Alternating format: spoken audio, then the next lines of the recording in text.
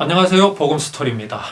저번에 이어서 하나님께서 사람을 창조하신 것에 관하여 계속 우리가 말씀을 나누도록 하겠습니다. 하나님께서는 분명히 사람이 필요하셨습니다.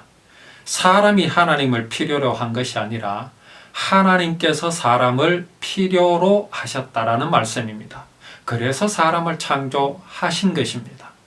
자, 하나님이 왜 사람이 필요로 하셨을까요? 하나님이 무엇이 부족해서 사람이 필요로 하셨을까요? 그 이유가 참으로 궁금하지 않을 수 없으며 이 이유를 아는 것은 우리에게 매우 중요합니다. 이것이 구원의 열쇠가 되기 때문에 그렇습니다. 요한 1서의 말씀에 하나님의 속성이 하나님은 사랑이시다라는 말씀이 있습니다. 하나님은 사랑이십니다. 근데 사랑이 무엇입니까? 사랑은 홀로 있는 것이 아닙니다. 사랑은 홀로로서는 성립할 수가 없습니다.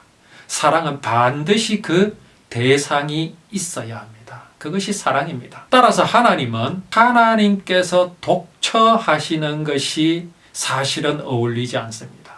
이 사랑이 사람을 창조하실 수밖에 없었다라는 사실을 우리가 알고 있는 것은 우리에게 매우 큰 힘이 되는 말씀입니다. 하나님께서는 사랑하시기 위하여 사람을 창조하셨는데 그렇다면 어떻게 창조하셨을까요? 무엇으로 창조하셨을까요? 먼저 하나님께서는 당신의 형상대로 사람을 창조하셨다고 말씀하십니다. 왜 하나님의 형상대로 하셨을까요? 사람은 이제 결혼을 하지요. 그래서 자식을 낳습니다.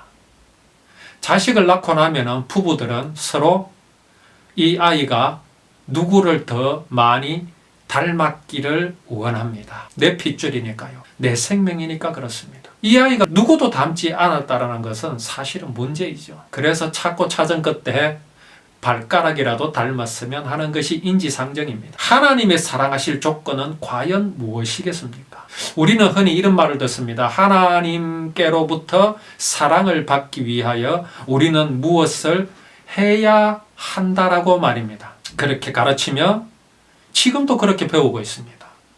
과연 맞는 말일까요? 이 말씀에 의하면 전혀 그렇지 않습니다. 하나님의 사랑을 받기 위하여 우리가 할 것은 아무것도 없습니다. 그 이유는 사랑이신 하나님께서 사랑하시기 위하여 사람을 창조하셨기 때문입니다. 그리고 그 사랑하실 충분한 조건을 우리에게 주셨으니 그것이 바로 하나님, 당신의 형상대로 당신과 닮게 우리를 창조하셨기 때문입니다. 그리고 그 안에 하나님께서는 생명을 친히 주셨습니다. 이것이 하나님께서 사람을 사랑하실 조건입니다. 이것 외에 다른 것들을 우리가 더한다는 것은 하나님을 무시하는 것이며 불신앙인 것임을 알아야 합니다. 오늘은 여기까지입니다. 하나님께서 사람을 사랑하시는 그 마음이 땅끝까지 전해지기를 소원합니다.